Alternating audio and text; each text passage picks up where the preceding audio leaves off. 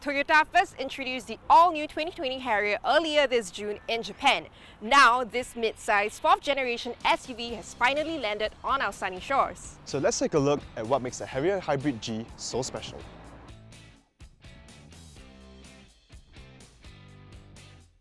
The design of the new Harrier is deeply influenced by the form of a coupe SUV with sleeker body lines and a wider stance.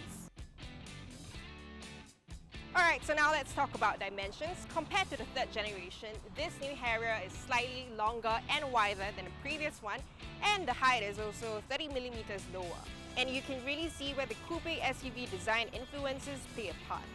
The Harrier also has design cues that make it a lot more elegant than before. For instance, take a look at this grille design. Now, this is called the hawk-like grille design, and you see these streaks in here that resemble wings. Now, down the sides, you'll notice that the flares are a lot more wide than before. And the way the body lines along the side of the car just culminate in this rear end makes it look a lot more elegant and stylish than before. So if you take a good look and you scrutinize how the Harrier looks, you notice that its face, the chrome trim parts kind of resembles a mascara, and this portion here looks like its cheekbones are sculpted, which kind of makes the car, or rather gives the car a more sporty and aggressive appearance. Makeup jokes aside, now the headlights actually merges with the grille rather nicely, giving it a polished look. Like the front end, the back end has also been sculpted really nicely. You get an entire strip of LED taillights along the boot, and this little creasy here just makes the bumpers look a lot more fat than before. You also get an entire strip of chrome above the reverse lights, and it also has dual exhaust tips. This car has 18-inch alloy rims, and if you look closely, you'll notice that they're dual tone, which adds on to the sporty profile of this car. Now, judging a car by its exterior looks does make sense, but most of the time will actually be spent inside the car. Now, this is where the new Harrier does well. Everything is very cleanly laid out. I mean, there's still a few hard plastics on the dash, but most of the materials that you come into contact with are actually finished in this soft, supple leather. You have a new infotainment system with your radio tuner and your volume knobs, dual-zone climate control. Your start button is here, which is a little bit strange, as well as the brake lever. Now, usually it's behind the gear shifter itself, but well, I'm sure you get used to it in no time. You have a drive mode button with your normal, eco and sport modes, and there's plenty of storage here. You've got 2 cup holders here, you've got a wireless charging pad here. Door bins are pretty big.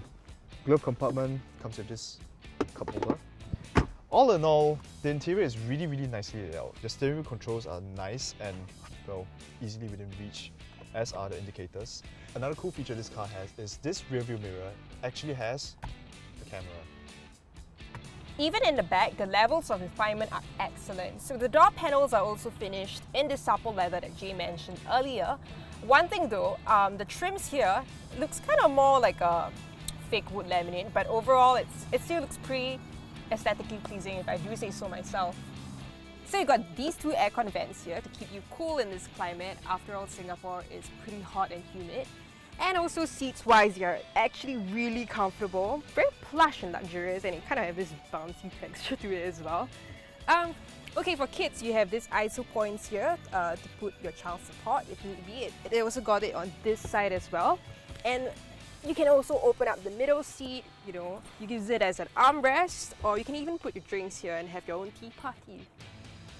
Okay, now space-wise, there is a lot of headroom despite the lowered height of the car. And when you want to talk about the legroom-wise, because the wheelbase is 30mm wide, so there is a lot of space for you to move around. I don't feel very cramped in this car. I feel like, given the fact that it is a mid-size SUV, there is a lot of space for you to move about and stretch your legs like how I am sitting comfortably right now. The transmission and the hump is rather low too, so you won't be playing footsies with your fellow occupants. The new Harrier comes with Toyota's 2.5-litre engine, the same engine that's actually found in the Camry, and it produces 178 horsepower and 222 Nm of torque. Now, it is mated to a electronic motor, but the combined total output of the car is rated at 218 brake horsepower. And all of it is routed through an eCVT transmission, which is, well, pretty commonplace in hybrid cars. Now, being a CVT gearbox, it does have, well, that rubber band effect, but it's not that apparent in this car. I mean, it's a hybrid, so you can't expect that much in terms of responsiveness, but if I were to flick it into sports mode, it actually feels more decent. And the car does sort of try to replicate individual gear ratios like in a normal torque converter automatic, which is pretty nice. And overall, I just found myself wanting to leave it at normal all the time because it's so quiet and refined. And I mean, being an SUV, you get a raised driving position and visibility all around is really, really excellent. You get this rear view mirror, which is actually a camera as well. The wing mirrors are massive, and you even have a little concave mirror on the left side so that you can look at your wheels when you're driving. And it does have blind spot monitors as well. So known as Toyota's Safety Sense, the Harrier comes with an innovative bundle of active safety features. So in my opinion, the most important one would definitely be the pre-collision system because it automatically applies the brakes for you. And it basically prevents you from rear-ending the car in front of you. Yep. Can I just say, I really like how this new interior turned out. It's a lot more premium and upmarket than before. It looks quite futuristic also. Yeah, exactly. Now, for a modern car, this Toyota actually has pretty stiff steering. And, well, I don't get much feedback from the road actually. I don't think it's a hydraulic rack.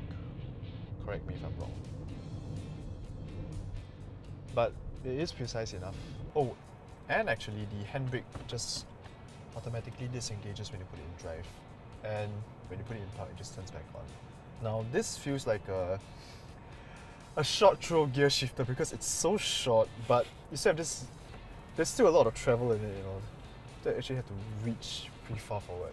So one thing unique about this car is the EV mode that allows you to travel, well, not very long distances admittedly, but it does make it very, very silent. So let's say if you're sneaking out at night and you don't want your parents to hear you.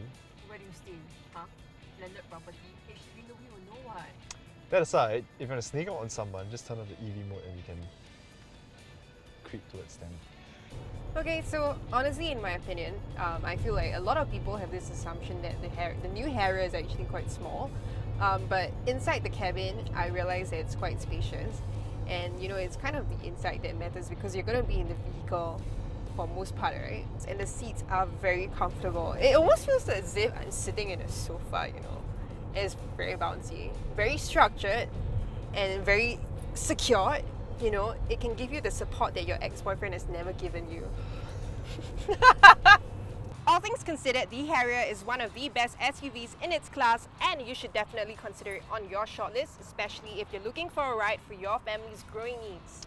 With its bold styling and well-rounded features in the cabin with its soft touch materials and high-end equipment, this is definitely a compelling choice. Still not convinced? Simply book a test drive on UCARS.sg and try it out for yourself.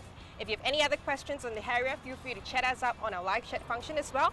So lastly, let us know what your thoughts are on the Harrier and don't forget to like, share and subscribe to UCARS. We'll definitely see you in the next episode. Bye. Yeah, so in your opinion, would you recommend getting the Harrier? Is it for car buyers?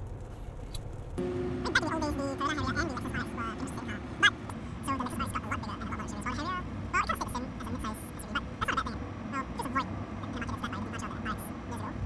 Okay, great history lesson. Would you recommend the Harrier? I really love 你 the 刚才 metal 已经讲了，我们已经讲了，我们讲这个大，then 我们讲 futuristic. safety 嘛。 Taller like me? You are not taller than me, Ali. Well, I'm as tall as you. No, you're not. As tall. So known as Toyota's